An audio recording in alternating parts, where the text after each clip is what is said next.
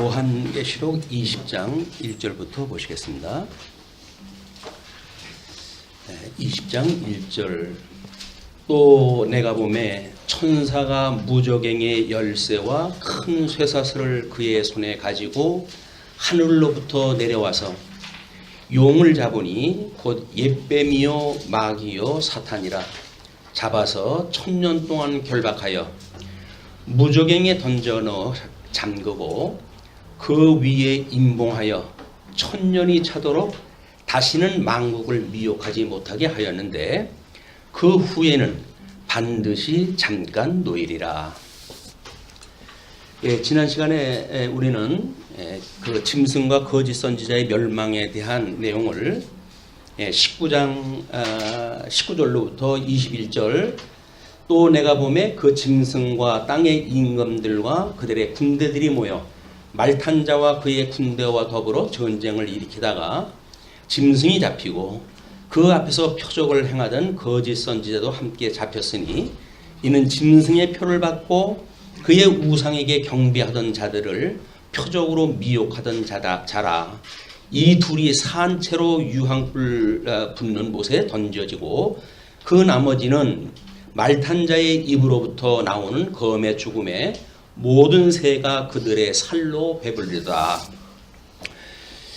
이렇게 해서 우리는 이제 바벨론 그 세력이 짐승 권세를 타고 놀아나는 이런 아직 오지 아니한 이런 세력 권세의 마지막 심판에 대한 내용을 공부를 다 했어요.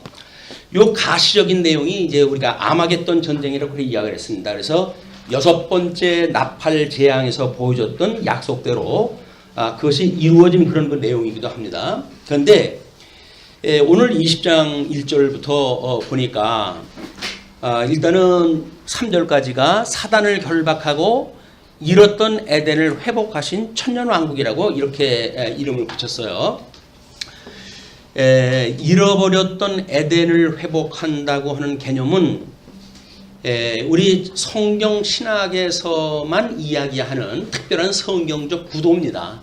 그렇기 때문에 이런 천년왕국에 대한 것을 여러 성경의 어떤 구절을 인용을 하다 해가지고 이런 이야기 저런 이야기 할 수가 있죠.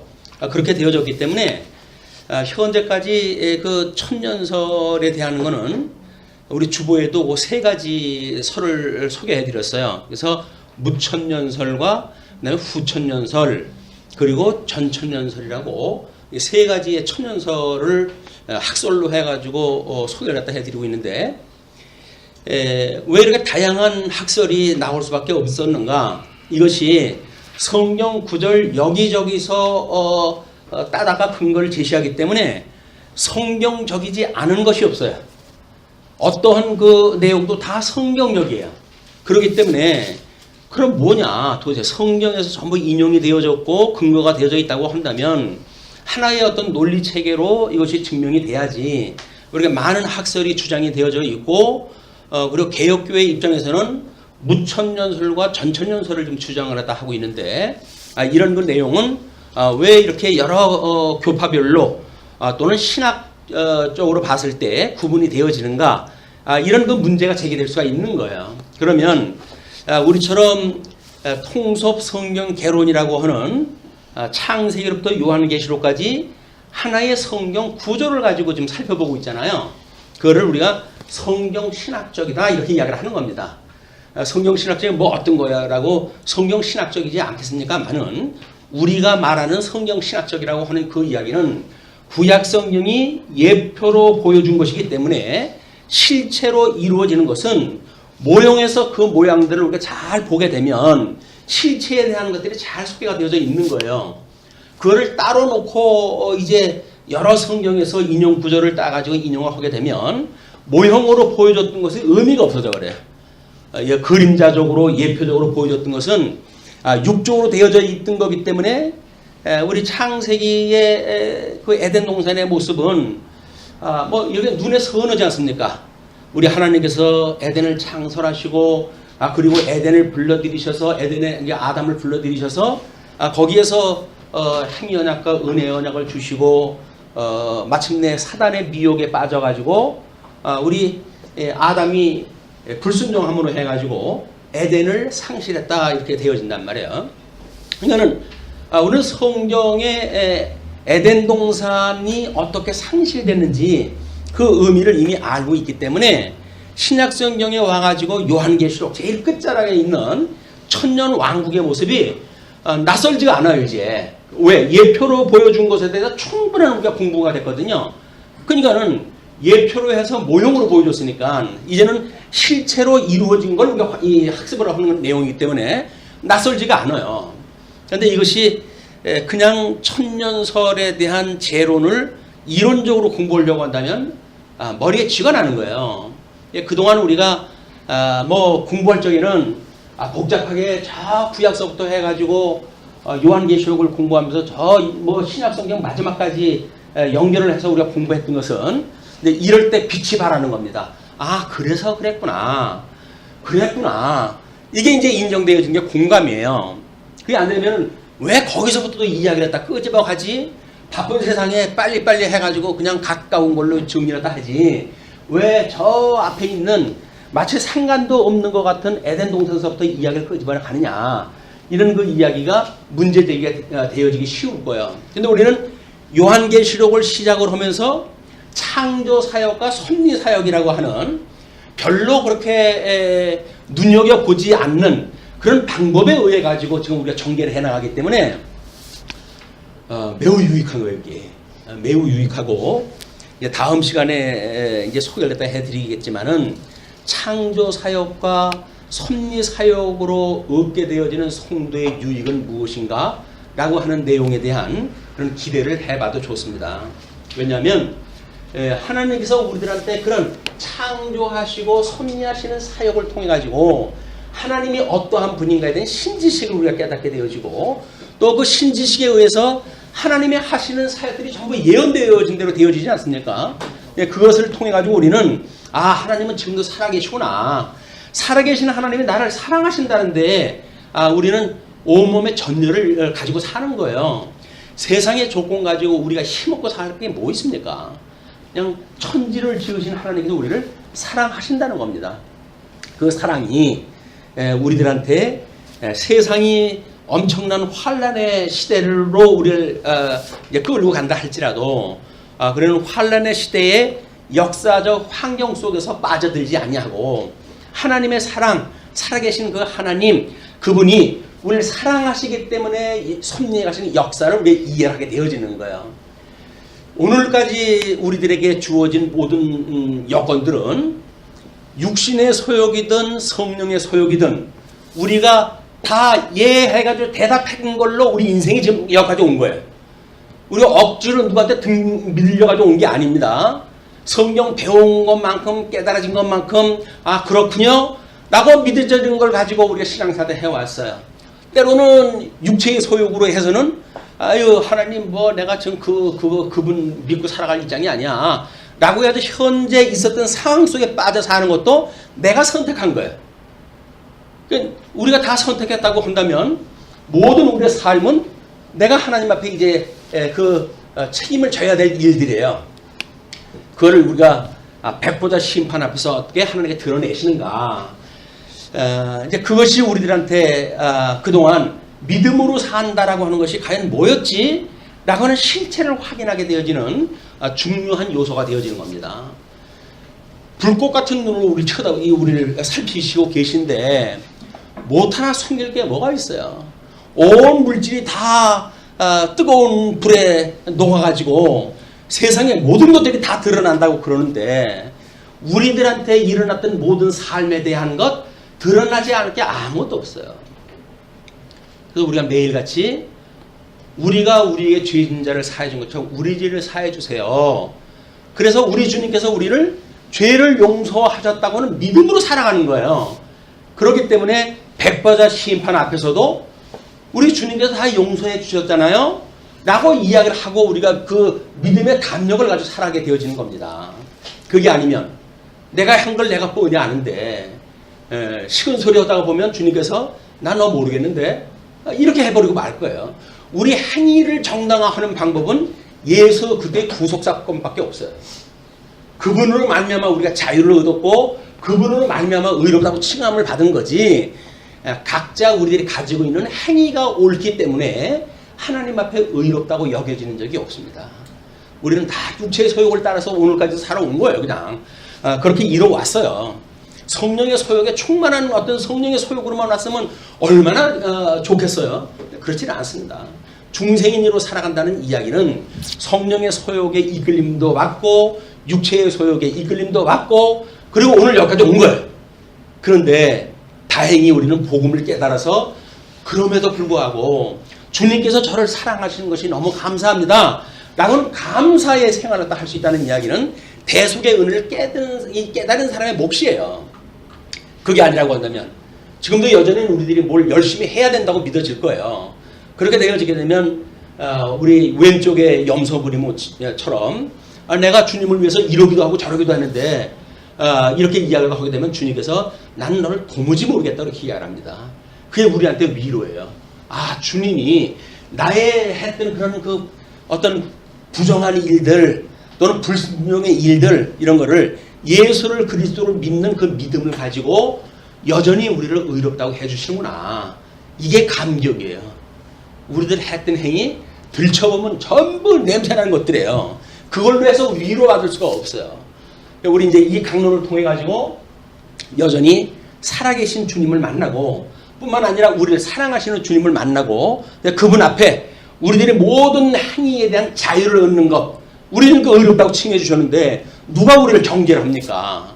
그러니까 우리 주님께서 우리를 얼마나 사랑하셨는지에 대한 사랑을 깨닫는 또 한 번의 복습입니다. 그동안 수없이 우리가 이 복음을 이야기해오고 있으니까 오늘 확인한 내용도 바로 그 내용입니다. 그래서 지난 시간에 가시적인 겁니다. 아직은 오지 아니한 이 세력들이지만 그 음료가 짐승을 타고 그렇게 쾌제를 부리고 놀다가 끝내 짐승을 미워하고 그러던 밭에 예수님이 오면서 그 모든 세력들을 다 유황불 못한 데다 집어넣어 버렸잖아요. 그에 이어서의 이야기예요.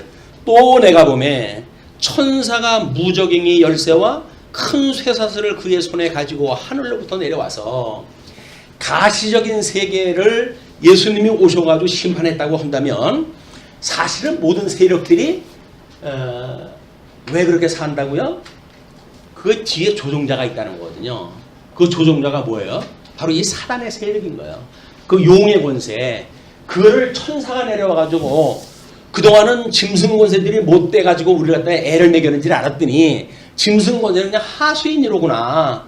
그 원뿌리가 뭔가를 우리가 들여다가 보니까는 용이라고 하는 짐승이었구나.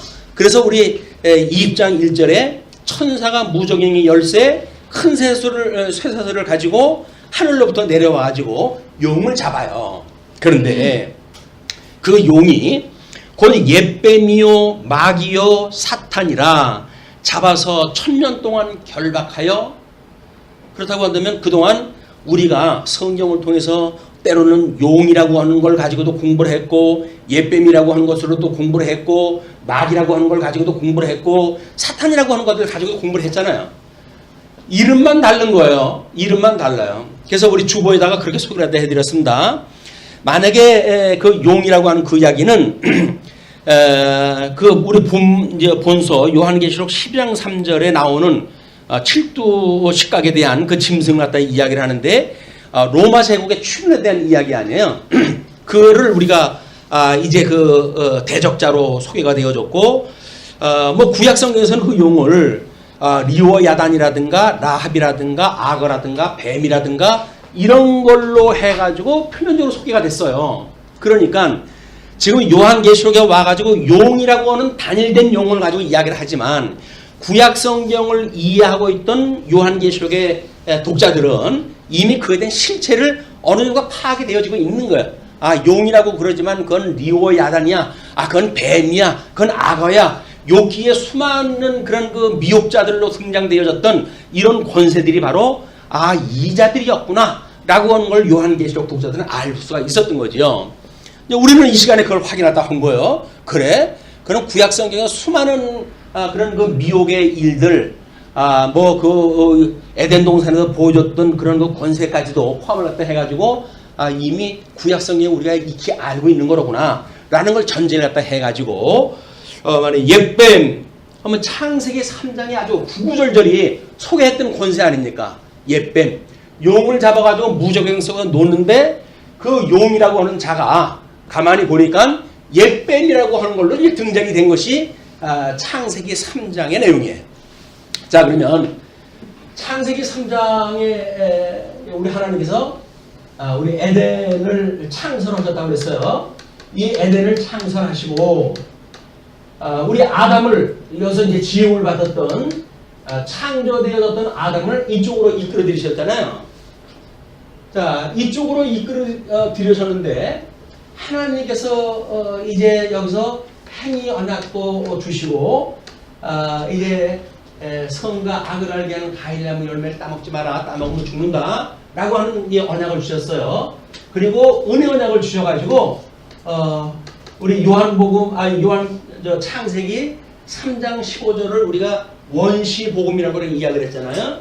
여기서 여자의 후손과 그 다음에 이 뱀의 후손의 관계, 이 뱀의 후손의 관계를 가지고 여자의 후손은 뱀의 후손의 머리를 상하게 할 것이고 뱀의 후손은 여자의 후손의 발 뒤꿈치를 상하게 할 것이다 라고 예언이 되어졌던 것이 바로 우리 십자가의 사건이에요. 십자가의 사건. 그래서 지금 그 옛뱀에 대한 이야기가 그렇게 되어졌고 마귀라고 하는 그거는 마태복음 4장 1절에 보시게 되면 예수님이 금식을 갖다 하고 그때 마귀가 예수님을 미혹을 갖다 해가지고 광야로 일국을 가요. 그러니까 그게 마귀 혼세예요. 예수님이 금식을 했을 때 언약자손으로 메시아로 이 땅에 오셨음에도 불구하고 용의 후손들은 끊임없이 예수 그리스도조차도 미혹을 갖다 하려고 해가지고 세 가지 시험을 하지 않습니까? 그렇다고 한다면 우리가 하나님의 언약을 제외시켜 놓은 어떤 그런 약속을 만약에 한다고 한다면 그거는 마귀가 하는 짓일 거예요. 나에게 절하면 다 줄게 라고 만약에 미혹하는 것이 있다고 한다면 우리가 사탄아 물러가라 이렇게 해야 되지, 그렇다고 해가지고 침을 흘려가면서 그걸 따라하면 안 되는 거예요. 뱀의 후손이기 때문에 그렇습니다. 뿐만 아니라 요한복음 13장 27절 말씀을 인용을 갖다 해드렸는데 사탄이라고 하는 그 이야기는 예수님이 이제 우리 마지막 그 6월절에 잡혀가시기 전에 만찬을 갖다 하는데 그때 사단이 유다의 속으로 들어갔더라 이렇게 이야기를 해요. 그래가지고 예수님을 급기야 은삼십을 팔게 하시고 십자가에 못 박아 죽게 한 것이 사단이에요. 그러니까 어떤 데는 마귀로 쓰고 어떤 데는 사단으로 쓰고 어떤 데는 뱀이로 썼고 했지만 실질적으로 지금 여기서는 용이라고 하는 명사를 가지고 그거를 전체를 설명하는 것이다. 그러면 여러 성경에서 뭐라고 말하는 건 그 중요하지 않아요. 왜냐면 우리는 용이라고는 실체만 이제 알게 되면 네 놈이 바로 그 놈이로구나 이렇게 파악이 되어지면 되거든요. 그래서 내가 너한테 속지 않으리. 그러니까 하나님 말씀을 가지고 우리가 믿음으로 우리가 견인의 날까지 주님 오시는 그날까지 믿음으로 살게 되어지는 게 성도의 삶이다. 자, 그러면 이렇게 되어졌는데 이제 이 에덴에 대한 거는 지금 이 역사가 우리 천년왕국이라고 하는 이걸로 우리는 에덴이 여기서 불순종으로 해가지고 상실되어졌다는 거 아닙니까? 이게 상실되어졌다. 그걸 우리 구속사에서는 뭐라 그랬어요? 이거를 하나님 앞에 타락되어진 거다 이렇게 이야기했어요. 왜냐면 하나님의 그 세계관은 창조, 그 다음에 타락, 그 다음에 구속, 그 다음에 하나님의 나라. 이것이 우리가 과거에 우리 구속사적인 세계관의 주제란 말이에요, 이게. 근데 우리들도 마찬가지로 창조되었던 아담에게 줬던 근본 언약 뿐만 아니라 그거에 대한 상실, 이렇게 이야기했어요. 상실. 그리고 예수 그대 구속을 우리는 회복이라고 했단 말이에요. 예수님이 오셔가지고 하는 거를 회복이라고 이렇게 개념을 갖다 정리를 한 거예요. 그러니까 구속이라고 하는 개념보다 더 확장되어진 개념으로 우리가 쓴 거예요. 왜? 그냥 구원이라고 하는 차원으로 보게 되면 구속이라고 하는 용어만 가지고 충분하지요. 근데 우리는 그 나라까지도 회복이 돼야 되니까 그래서 이거를 회복이라고 하는 것으로 확장되어져 있는 용어를 쓴 것뿐이다. 원리와 논리는 똑같습니다. 똑같은 거예요. 그렇기 때문에 구속서에서 말하는 것을 더욱 확장시켜가지고 우리가 깨닫게 되어지는 개념이지 뭐가 잘못되어졌다든지 이런 개념이 아니란 말이에요. 그런 오해가 있게 되면 우리 믿음의 선배들에 대한 오해를 가질 수밖에 없는 거예요.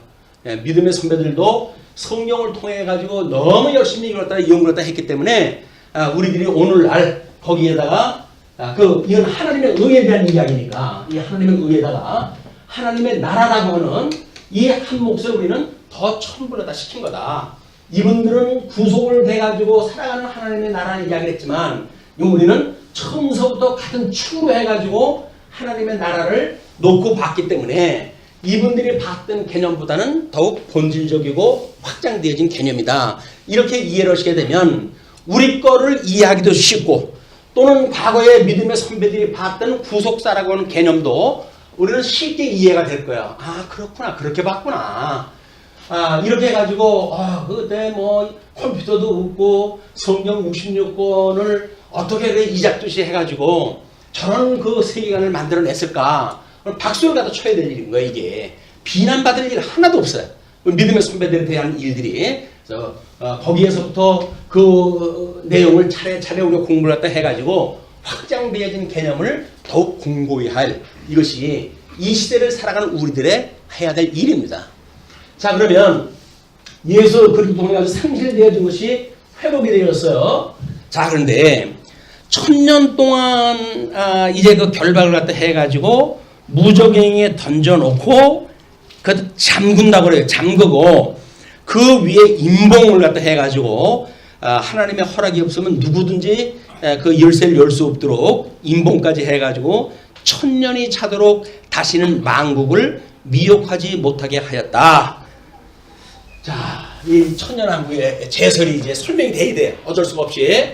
자, 그런데 우리는 지금 앞에서 논리를 갖다 보니까 19장에서 예수님이 먼저 재림을 갖다 해서 지금 이 7주 시각에 대한 이게 우리 바벨론 세력이라고 그랬어요. 다시 오지 아니한 바벨론 세력 이거를 멸한 장면을 공부를 했다 했잖아요. 그리고는 천년왕국에 대한 이야기가 나오니까 우리들은 예수님이 오신 이후에 천년왕국이 온다라고 이야기를 하기 때문에 이거를 전천년설이라고 이렇게 이야기를 하는 거예요. 전천년설. 왜냐면 천년왕국 이전에 예수님이 재림하신다는 뜻이에요. 자, 이런 걸 우리는 이제 공부를 하고 있어요. 그런데 어거스틴이라고는 우리 4세기 신학자가 신의 도성이라고 하는 책을 쓰면서 예수님의 이 초림 사건으로부터 이 재림 사건까지 이때를 하나님께서 천년 왕국으로 신의 도성이라고 했으니까 이게 하나님의 나라다 이렇게 이야기를 한 거예요. 그래서 특별하게 천년이라고 하는 기간을 가지고 있는 나라가 없다라고 해가지고 이거를 무천년설이라고 이야기를 합니다. 무천년설. 그런데 우리 아마 개혁교회뿐만 아니라 초대교회 때로부터 시작되어진 것이 이 전천년설이 상당한 지지를 받고 있었어요. 근데 근래 들어와가지고 신학자들이 아무리 봐도 예수님 오신 지 2000년이 됐는데 오실 생각은 안 하고 그렇게 염려가 돼서 생각했는지 모르겠지만 전천년설을 주장했던 개혁 보수 측에서 무천년설로 방향을 바꾸는 사람들이 상당히 많아졌어요. 숫자를 보게 되면 이게 더 커요. 그래서 지금 신학연구소라든지 그런 그 정황을 보게 되면 난다 긴다는 사람들이 다 무천년설을 주장을 합니다. 자, 그러면 어떻게 수를 따라서 가야 될까요? 아니면 우리가 성경 신학을 통해 가지고 끊임없이 성경의 흐름을 따라 지금까지 연구해 왔는데 성경의 흐름대로 해가지고 그냥 우리의 지조를 지키고 가야 될까요? 그래서 선택적인 일이겠지만 신학자들 다 나누지는 분들이 이야기하는 거니까 그러나 저는 본 연구를 통해 가지고 전천년설에 대한 것이 너무 확실해진 거예요. 전천년설이. 이 전천년설에 두 가지가 있어요. 하나는 세대주의적인 전천년설이 있거든요. 이건 뭐냐면 예수님이 이 재림하시기 전에 7년 환란이라고 하는 것이 있다는 거예요. 그래서 이 환란에 예수님이 먼저 공중 재림이 있고, 그리고 이 땅에서는 환란이 벌어지고, 그래서 이것이 끝났을 때에 지상 재림이 있다라고 보는 것이 세대주의적인 전천년설이에요. 그런데 우리 이제 자유주의가 우리 이제 근세기 들어가지고 엄습을 하고, 그래서 세대주의적인 사람들, 우리 근본주의자들의 그 어떤 주축 세력이 되어지는 사람들인데, 이걸로 묶여져 가지고 대한민국에 소개되어지는 말세론, 종말론에는 전부 세대주의적인 전천년설이 보편화되어져 있어요. 그렇기 때문에 이 공중재림이라고 하는 그걸로 휴거라고 하는 것이 심지어 영화까지 만들어졌잖아요. 그러니까는 예수님이 언제 이제나 저제나 이제 하늘에서 오실 때 우리가 그걸 몰라보면 어떡하지 해가지고 노심초사하는 일들이 한둘이 아니에요.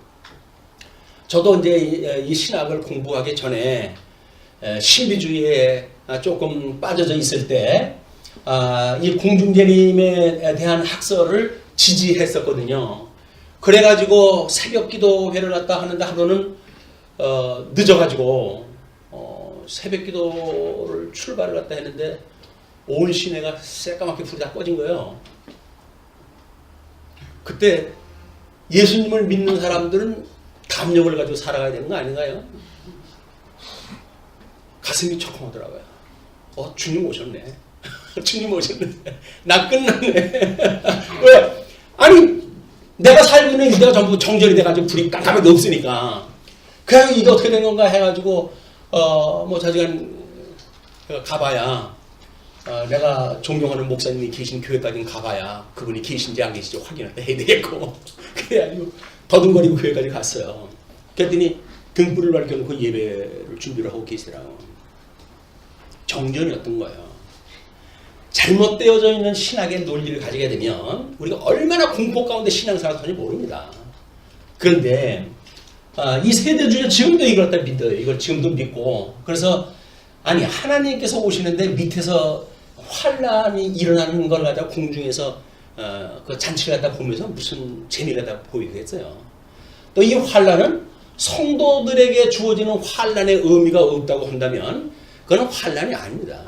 환란은 주의 백성들을 교육시키기 위한 환란이어야지 심판을 하기 위해 가지고 다 불못에 집어넣어 버리면 되지. 그걸 뭐 굳이 환란 가운데 백성들만 거기서 피해가게 하시겠어요? 그게 아니다. 그래서 하나는 역사주의적인 전천년설이에요. 역사주의적인 전천년설 두 번째 논리인데 우리가 이제 지지하는 학설이 바로 이 내용입니다. 이거는 예수님이 바로 오실 때 죽었던 사람, 여기서 이제 순교당한 사람 있죠. 이제 본문을 읽으면서 나오게 되는데 1번 순교를 당한 자, 두 번째는 이기는 자, 이긴 자. 이렇게 해가지고 이 사람들이 순교되어진 사람은 부활하고, 그리고 고린도서에서 이야기하는 바에 의하면 우리 고통 중에 있던 자들, 환난을 당하고 있는 자들은 호련히 변화를 받아가지고 예수님, 오시는 예수님을 영접하러 올라가게 되어지는 거예요. 그것이 예수님을 맞이하러 하는 휴거의 사건이에요. 하나님과 우리를 어떻게 들려가지고 오시는 예수님을 땅에서 그렇게 1000년 동안이고 뭐 2000년 동안이고 그렇게 아직도 기다리던 주님인데 때가 되면 오시겠지. 이렇게 해서 앉아가지고 기다릴 사람은 없을 거예요. 부활을 갖다 해가지고 변화되어진 사람들, 아니면 산채로 변화되어진 사람들, 이런 사람들은 자기가 할 수 있는 한 예수님을 영접하러 하늘까지 올라가는 것이 너무나 당연한 거예요, 이게. 그래가지고 예수님을 영접하고 예수님과 함께 이게 내려와서 원수 마귀를 다 멸하고, 그리고 1000년 왕후 동안 이분들은 예수 그리스도를 왕으로 이제 통치를 갖다 하시고, 그리고 이 사람들은 분봉왕이 되어져서 함께 이 1000년 동안 왕노릇을 갖다 하게 되어지는 거예요.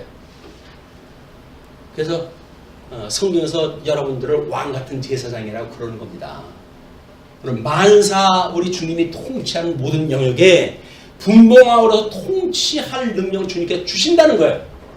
그것이 예수님이 오실 때까지 우리가 이제 이 어떤 중생인으로 살아가는 삶이 하나님 예수 그리스도 말미암아 의롭다고 칭함을 받은 성도들이 어떻게 하나님 앞에 순결한 삶을 사는가에 대한 이야기도 해요. 이걸 우리가 단장한 신부라고 이렇게도 설명했다 했지만, 그래서 이렇게 되어지는 걸 성화라고 이야기할 때 성화. 이건 성화 과정이 우리가 이런 사망 권세가 요구하는 것을 따르지 않냐고, 우리 하나님이 기뻐하시는 뜻이 무엇인가를 분별하고 영적 예배를 드리면서 살아가는 성도의 삶이야말로 이것이 순종하고 살아가는 삶이에요. 그래서 믿음이 큰 거를 요구하는 것도 아닙니다. 영적 예배라고 하는 것은 하나님의 기뻐하시고 선하시고 온전한 뜻이 무엇인가를 깨달으면 되는 거예요. 그래서 그 방향성에 대한 이야기라고 했어요. 하나님의 뜻에 대한 방향성. 그것이 많고 적은 것이 아니라 정말 예수 그리스도로 말미암아 내가 구원을 받고 예수님이 나를 우리 오시는 그날까지 견인하시고 그분이 나와 함께 하시는가를 믿는가라고는 믿음에 대한 이야기지, 여기서 우리가 영적 예배를 드리는 것이 순결과 단장한 신부의 모습이라고 해가지고 뭐 엄청난 하나님의 의에 달하는 우리한테 열매를 요구하는 게 아니다. 왜? 하나님께서 열매는 선물로 주시는 건데 그냥 선물로 주시는 것만큼 열매 먹고 살아가는 거예요. 그걸 우리가 인정을 하는 거란 말이에요. 주님이 저한테 이걸 주셔가지고 제가 여기까지 왔어요. 주님 이렇게 선한 뜻을 분별하게 해서 선한 열매를 맺게 하셨어요. 하나님 감사합니다. 내가 한 것이 아니라 주님께서 하신 걸 제가 고백을 합니다. 그것이 우리 지난 시간에 배웠던 할렐루야에 대한 이야기란 말이에요. 구속에 대한 걸 주님께 다 하셨습니다라고 하는 것을 고백하는 것이야말로 할렐루야, 할렐루야. 그래서 주님께서 우리의 발걸음을 인도하시고 오늘날 여기까지 주님께서 인도하셨군요. 주님 감사합니다. 이러고 살아가는 거예요. 우리 성화의 삶 쉽죠? 쉬운 거예요. 왜? 주님께서 무거운 짐 진 자들아 다 내게로 오라고 그랬잖아요. 그 무거운 짐이 뭡니까? 율법의 요구. 이런 그 율법의 요구대로 해가지고 짊어지고 간다고 한다면 우리는 다 죽어요. 주님께서 이걸 다 지시고, 그리고 수고하고 무거운 짐 진 자들아 다 내게로 와. 내가 너희를 쉬게 하리라 이렇게 말했어요. 그래서 등의 짐은 율법인지 몰라도 가슴으로 안으면 그 사랑의 짐이라는 거예요. 가슴에 안는 짐은 무거운 짐이 아닙니다. 사랑하는 마음으로 가슴에 안으면 그건 무거운 짐이 아니에요. 등에 지게 되면 그건 무거운 짐이 돼버리고 마는 거예요. 그래서 우리는 예수 그리스도의 품에 안겨가지고 주님께서 우리한테 주셨던 영적 예배를 드리고 범사에 감사하고 항상 기뻐하고 쉬지 않고 기도해 가시는 우리를 예수 그리스도 안에 있는 우리를 향하시는 하나님 기뻐하시는 뜻, 그 뜻을 따라 살아가는 게 영적 예배란 말이에요. 무거운 짐 요구하지 않습니다. 우리 주님 그냥 주시는 것만큼 살라는 거예요. 그걸 인정하라는 거예요. 아, 주님이 여기까지 인도하셨죠? 예, 감사합니다 주님 라고 해가지고 인정하다 해야 되는데, 그 주님이 인도하셨던 걸 우리가 부정으로 하게 되면 뭐예요? 내가 했다는 거거든요. 이 인간으로부터 말미암는 그런 열매가 아니라 우리 철저하게 하늘로부터 내려오는 은혜의 선물로 입고 살아가는 것이다. 자랑할 것이 없어요. 주님께서 주신 거기 때문에. 주님께서 주신 그런 사랑을 믿고 살아가는 것이 지금 이 천년왕국에서 온전히 회복되어지는 이야기예요. 여기서는 지금 육체의 소욕도 성령의 소욕도 공존하고 있는 거 아니에요. 그러나 이제 우리를 그 육체의 소욕으로 아주 미혹했던 세력, 권세를 하나 잡아가지고 무조건 속에다 집어넣게 되면 저주가 완전히 거친 세계 속에 우리가 살아가게 되어진다. 지금도 예수를 믿고 우리가 행복한 삶을 살다고 한다면 이때의 삶인데 얼마나 좋을까? 이게 우리 기대되어지는 천국입니다. 천국의 이야기. 자, 그런데 또 그 후에는 반드시 잠깐 놓인대요. 그래서 우리가 이런 거 문제를 이야기할 때 이제 잠시 놓인다라고 하는 그런 개념을 보게 되면, 왜 심판도 다 끝났고 예표적으로 보이는 천년왕국도 끝났고 근데 사돈을 놔줘가지고 왜 또 이게 또 전쟁이 일어납니까? 그래서 곡과 마곡의 전쟁이 이제 소개되어지고 있거든요.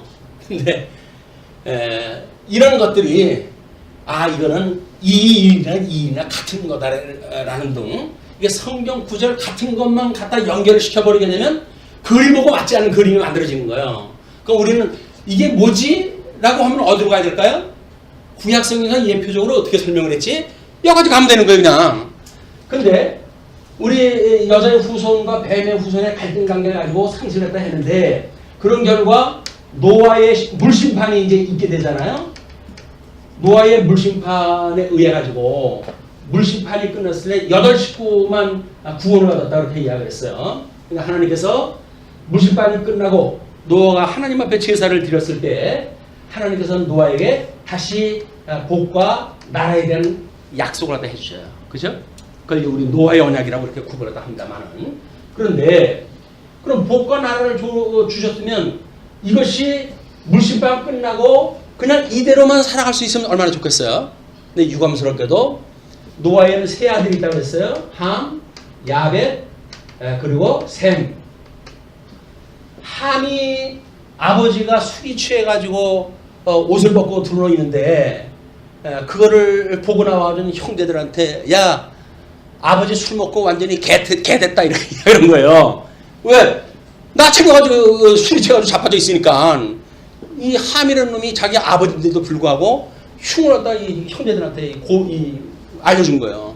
그랬더니 형제들이 그렇게 하는 거 아니지 라고 해가지고 겉옷을 가지고 뒤로 가가지고 아버지의 그런 불의의 모습을 보지 아니하고 그리고는 옷을 입혀 이제 드렸어요.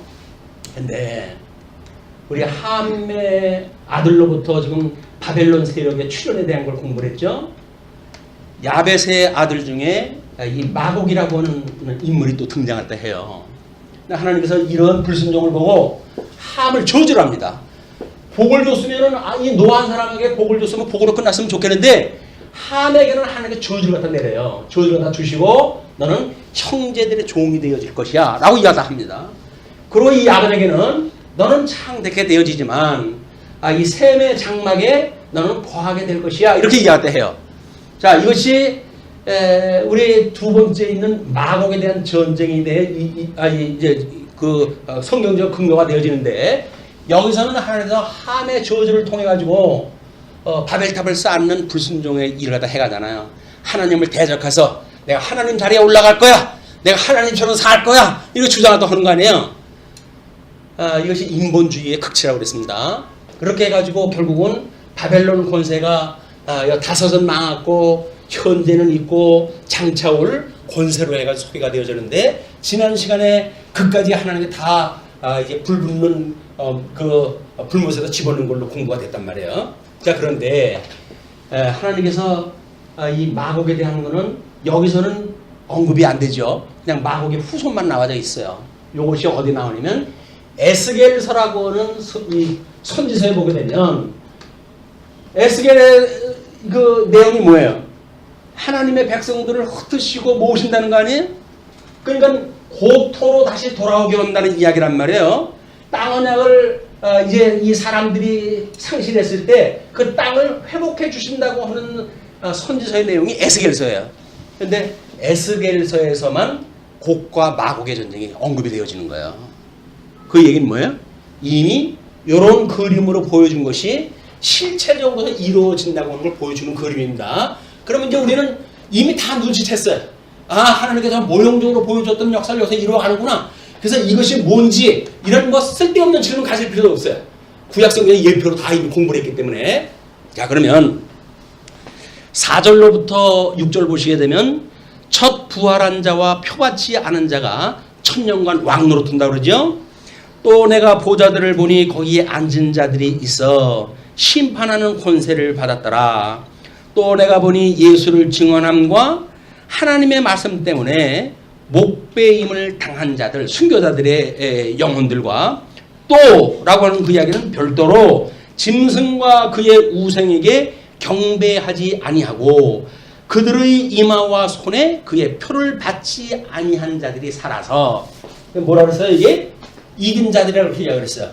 순교한 자들과 또 이긴 자들이 살아서 그 이야기는 의미가 달라요. 순교되어졌던 데는 부활을 이야기를 하고 또 이긴 자들은 살았다고 하는 걸 변화를 이야기를 하는 겁니다. 자, 그렇게 해서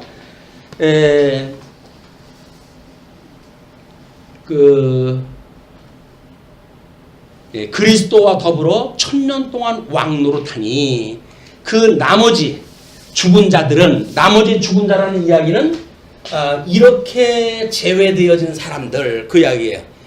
이렇게 순교당하지 않고 자연사를 했거나 믿는 사람이라고 한다면 또는 믿지 않은 사람들도 여기 함께 있겠죠. 그런 그 자들이에요. 그 나머지 죽은 자들은 1000년이 차기까지 살지 못하더라.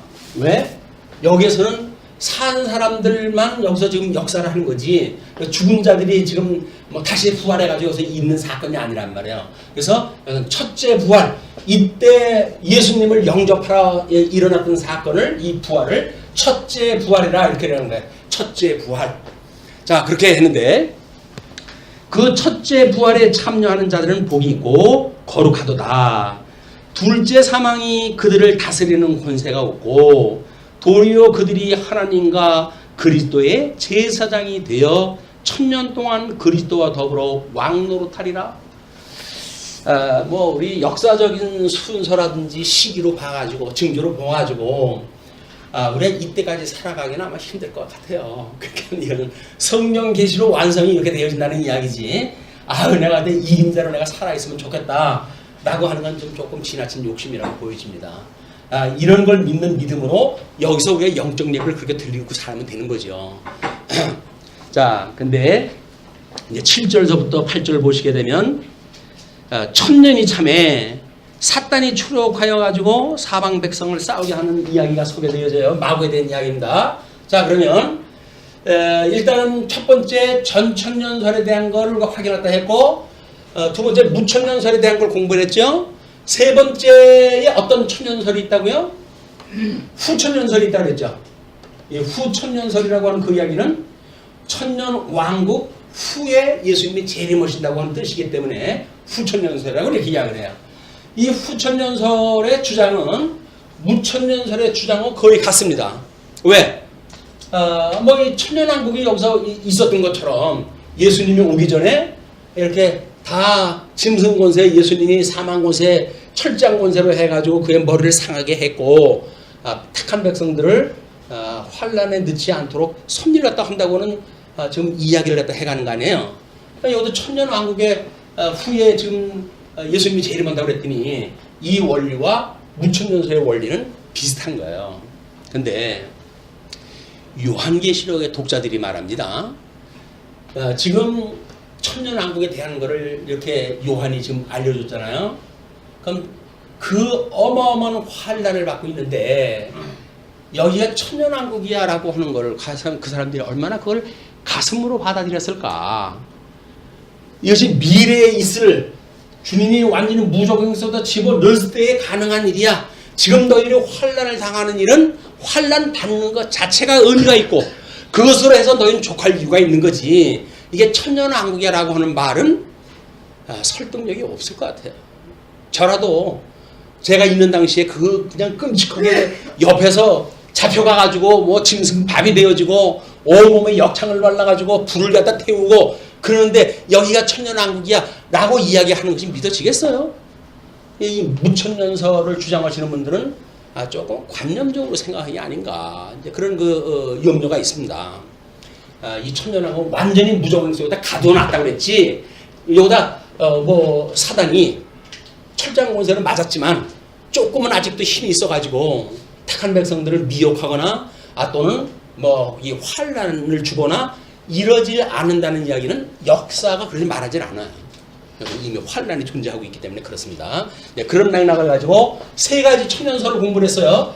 전천년설, 그 다음에 후천년설, 그 다음에 무천년설 세 가지가 학계에서 이야기하고 있는 세 가지의 천년설이다. 근데 주보에다 소개를 갖다 해드렸으니까 따로 그렇게 한번 공부를 하셨으면 좋겠어요. 자, 그리고 이제 천년이 참에 사탄이 그 옥에서 놓여 나와서 땅의 사방 백성 곧 곡과 마곡을 미혹하고 모아 싸움을 붙이니 그 수가 바다의 모래 같으리라. 이 사람들은 어디 있던 사람이에요? 어디 있던 사람 같이는 보이십니까? 그냥 문맥적으로 보게 되면. 근데 뭐 하늘에서 심판했는데 열애시켰던 사람들이 있다는 걸까요? 여기서 살아있던 사람들은 여기 들어가게 되는 거예요. 불택자도 택자도 여기 들어가게 되어지는 거예요. 그래서 여기서 생육 번성을 해요. 그래서 이사야서에서 천년왕국의 어떤 예표를 보여줬다고 하는 유명한 성경 구절이 있죠. 그게 뭐예요? 어린아이가 독사굴에 손을 넣고 사자가 풀을 먹으며 라고 하는 저주가 거친 세계의 모습을 보여줘요. 그게 어떤 이야기라고요? 물론 어떤 그 모형적으로 해가지고야 예수 그리스도 이후의 사건을 이야기를 할 수도 있는 거죠. 그러나 더 본질적인 천년왕국의 모습이다. 여기서는 천년왕국엔 짐승이 있을까요? 없을까요? 여러분? 짐승이 있다고 한다면 영이 없는 짐승은 있을까요? 없을까요? 영이 없다는 이야기는 뭐예요?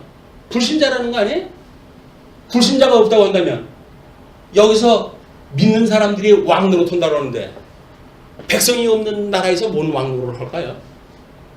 그러니까 불신자도 있는 거예요. 다만 저주가 없기 때문에 사탄이 갖춰져 있기 때문에 저주 받은 자로서 행위를 못하고 그냥 살지요. 그러니까 천년 끝자락에 잠시 놓아줘가지고 여기서 생육 번성하게 되어진 사람들을 최종적으로 심판하다 하는 사건이 곡과 마곡의 전쟁의 사건이란 말이에요.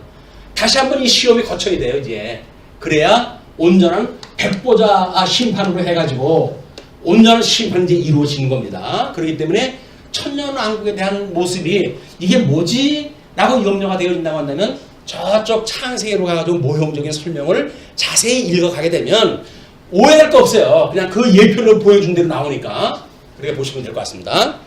자, 그리고 그들이 지면에 널리 퍼져 성도들의 진과 사랑하시는 성을 두루매 하늘에서 불이 내려와 그들을 태워버리고 거기서 전쟁이 일어나는데 예수님은 이미 오셨잖아요.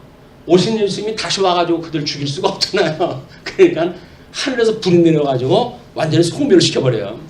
또 그들을 미혹하는 마귀가 불과 유황 곳에 던져지니 이때는 완전히 이제 불타는 곳에 던져지게 됩니다. 무정에 가둬놓는 상태가 아니에요.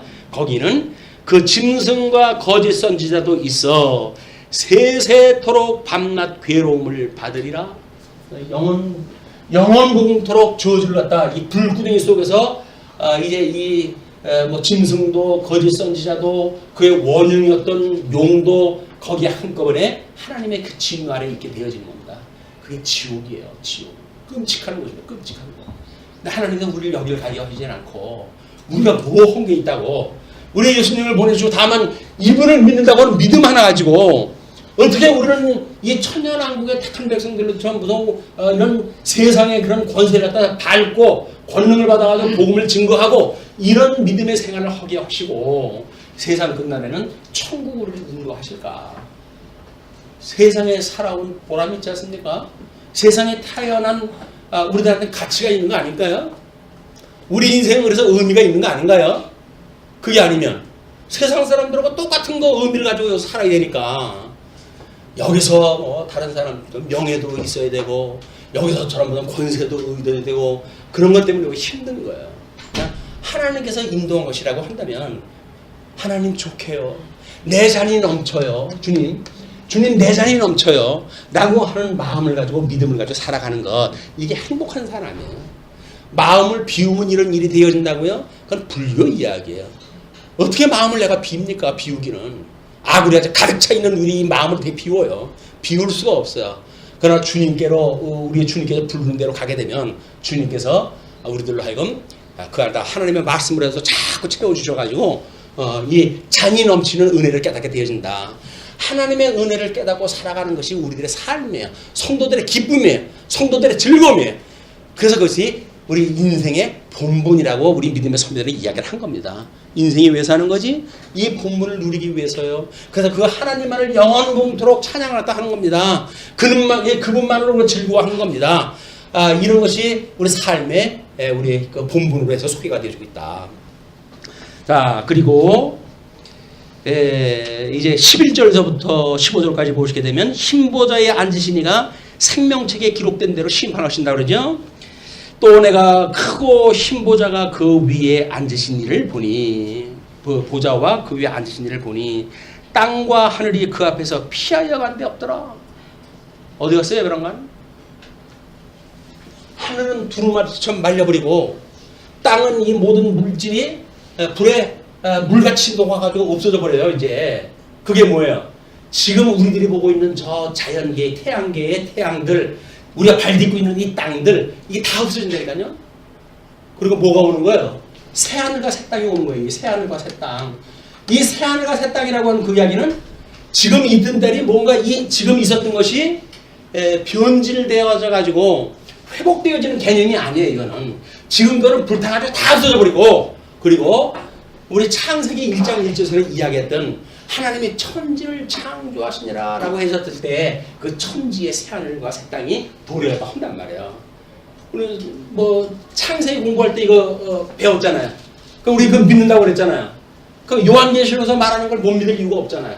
우리 창세기에서도 이미 배웠는데, 그래서 우리가 이 요한계시록을 모든 성경의 저수지라고 하는 이야기는 창세기로부터 구약성경으로부터 신약성경에 이르기까지 모든 성경의 구절을 이용할 때 해가지고 지금 요한계시록을 소개하고 있기 때문에 성경에 대한 이해가 필요한 겁니다. 성경 공부를 하는 거예요. 예수님 믿고 예수 뭐 천당 불신지옥 또 십자가의 도 간단한 거 그걸 믿고 구원받는데 문제가 있다는 게 아니에요. 왜 공부를 했다 합니까? 이런 확신 가운데 거하고 싶은 거예요. 환난이 있는데도 불구하고 지족의 은혜를 깨달아가지고 찬송을 하며 살아가고 싶은 거예요. 이게 믿음으로 사는 사람들의 힘이니까. 그래서 성경 공부가 필요한 거지. 예수님 믿으면 구원받는데 뭐 우리가 뭐 그렇지 않다고 해서 구원 안 받습니까? 그런 게 아니란 말이에요. 구원받기 위해서 성경 공부하는 게 아니라 성도가 되어졌기 때문에 더욱 굳은 믿음 가운데 우리 믿음을 지키기 위해서 성경 공부를 하는 거예요. 왜? 일용할 양식을 먹어야 되니까. 육신의 밥은 세 끼 꼬박꼬박 먹으면서 신령한 하나님의 말씀을 먹지 않는다는 건 말이 안 되잖아요. 그럼 여기서 말씀을 먹는다는 이야기는 뭐예요? 그래 일용할 양식을 갖다 취하는 거예요. 성경 공부로. 그건 무슨 뭐 지식 자랑하기 위한 것도 아니에요.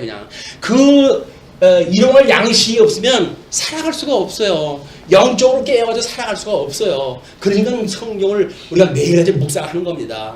주님이 나하고 함께 계시지. 그런 그 말씀으로 확신을 받고 어려운 환경 속에 또 우리가 그 하루를 승리의 삶으로 살아가게 되어지고 이것이다. 믿음 생활이 그게 믿음 생활 실체인 거예요.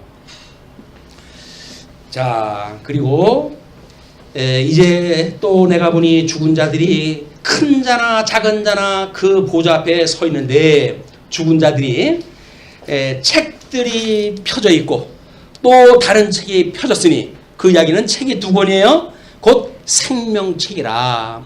죽은 자들이 자기 행위를 따라 책들에 기록된 대로 심판을 받으니 그 바다가 그 가운데에서 죽은 자들을 내주고 또 사망과 음부도 그 가운데서 죽은 자들을 내주매 각 사람이 자기의 행위대로 심판을 받고. 우리 마태복음 25장에서 최종적인 심판에 대한 이야기 예를 갖다 열어 들죠. 그 씨 뿌리는 비유라든가 뭐 이런 것 또는 이제 한편 염소와 한편 양에 대한 그런 예를 가지고 설명을 하고 그 마태복음 25장에 소개되어진 심판처럼 이 백보대의 심판의 모습이 바로 그런 거예요. 어떻게 우리가 기름 같은 거를 준비하고 우리 오시는 주님을 기다리며 신앙생활을 해가지고 살아갈 것인가 라고 하는 것은 끊임없이 일용할 양식에 의해서 살아갈 수밖에 없기 때문에 성령을 구하고 성령의 은혜를 구하고 성령의 은혜가 우리한테 깨닫게 하시는 하나님의 말씀을 인하여 양식을 삼고 살아가는 것, 이게 신앙생활이다. 자, 그렇기 때문에 이제 우리들한테 했던 모든 행위들은 모든 것이 다 거기에 기록이 되어져 있어요. 기록이 되어져 있어. 근데 생명책이라고 하는 거는 뭘까요? 우리들의 했던 불의의 일들은 예수 그때 보혈로 해가지고 다 지워버렸어요. 보혈로 다 지워버렸어요. 그리고는 죄가 있는 항목이 하나도 나오는 게 없어요. 남는 게 없어요. 그러다 하나님께서 그 생명책을 보는 순간, 내 왜 사랑하는 내 아들의 피밖에 없지? 너는 합격. 그래가지고 우리가 하나님 보호자 우편으로 가는 거예요. 이제 심판받을 때. 너무나 놀라운 거 아닙니까? 이 은혜가. 아무것도 한 것이 없는데 왜 나한테만 무죄를 선언해 주십니까, 주님? 이것이 우리들의 감격이란 말이에요. 신앙생활의 감격이다. 14절 가시게 되면 사망과 음부도 불못에 던져지니, 사망이라고 하는 것이 뭔가 상태 개념 정도로만 이해를 했다 했는데 오늘 보니까 그게 뭐예요? 불못에 던져진다고 하는 걸로 보아가지고는 실체가 있는 겁니다. 단순한 장소의 개념이 아닌 거예요. 그리고 음부도 마찬가지입니다. 불못에 던져진다 그래요. 그래서 주보에다가 하나님의 창조사역과 섭리사역에 대한 타임라인을 소개해드렸잖아요. 거기에 아주 파란 부분을 하늘이라고 이야기를 했고, 그리고 조금 덜 파란 부분을 우리가 무형교회의 영역으로 해가지고 낙원이라고 하는 그런 의미로 소개해드렸어요. 그리고 아래는 새까맣게 칠을 갖다 해가지고 지옥이라고 했다고 한다면 회색 부분으로 해가지고 음부라고 하는 걸 갖다 이야기를 해놨어요. 그래서 섭리사역을 통해가지고 섭리사역상 필요했던 낙원이나 음부나 이런 모든 것들은 다 없어집니다. 물론 낙원이라고 하는 것은 하나님 나라에 흡수가 되어지기 때문에 천국이 되어지겠죠. 그래서 아마 사도 바울은 내가 셋째 하늘에 올라가는 비밀을 너희한테 말하겠다 그러면서 뭐라 그럽니까? 거기에 낙원에 이루 말할 수 없는 비밀을 내가 봤다고 그러잖아요. 그래서 그걸 동일시한다는 그 이야기는 낙원과 천국이 나중에는 흡수를 하나가 되어지는 상태를 우리가 짐작할 수가 있습니다. 네, 이런 그 내용을 봤을 때 사망과 음부도 불못에 던져지니 이것은 둘째 사망 곧 불못이라. 백보자 심판, 이 심판 이후에 이것이 완전히 이제 불못으로 들어가는 자, 또 영원한 그 구원을 받는 자, 천국으로 가는 자, 이런 자로 해가지고 심판이 이루어지는 거예요. 그래서 마지막 백보자 심판에서 우리 주님께서는 우리를 최종적 하나님 나라의 백성으로 인도하다 하신다라고 하는 것이 14절의 이야기고요. 15절 누구든지 생명책에 기록되지 못한 자는 불못에 던져지더라. 우리 하나님께서 창세전에 하나님의 기뻐하셨던 뜻을 따라가지고 그리스도 안에서 선택하기로 예정했던 그 뜻을 따라서 이 섭리사역을 갖다 했고, 그리고 이 행연약으로 불순종돼가지고 다 소망이 없던 자리에서 은혜 언약을 인하여 택한 백성들만 예수를 그리스도를 믿고 회복하게 하시고, 그 백성들로 하여금 영원 공토로 하나님을 찬양하며 살아갈 수 있는 생명책에 기록되어진 대로 우리를 견인해 가고 계시다. 이 견인해 가시는 그리스도의 사랑, 그걸 깨닫고 살아가는 것이 주님의 몸된 교회 성도들의 교제인 거예요. 그것이 없게 되면 우리는 말로만 그렇게 이야기를 하고 그냥 무슨 개념인지 모르는 거예요, 이게. 그래서 우리가 이 사도신경을 외울 때마다 공교회와 성도의 교제와 라고 하는 그런 그 이야기는 그리스도 안에서 우리가 어떻게 교통하는가에 대한 이야기입니다. 그리스도 안에 성도가 지체니까 지체가 어떻게 연결되어져 한 몸을 이루고 있는가에 대한 문제예요. 근데 그것이 한 몸이 아니라고 한다면 그러면 이제 뭐 우리는 그냥 하고 싶은 대로 하고 사는 거죠. 너는 너고 나는 나고 뭐 진리 안에서 함께 기뻐할 거 뭐 있냐. 너도 그런 대로 가라. 난 나도 그런 대로 가겠다. 그런 그 이야기가 되고 말아요. 그냥 우리가 주님 안에서 살아가는 그 교통의 문제가 얼마나 실질적인 이 영적 예배에서 중요한 일인지, 이 일을 해가지고 옛날 강남노에 대한 복음 문제로 해가지고 다녀오기도 했습니다.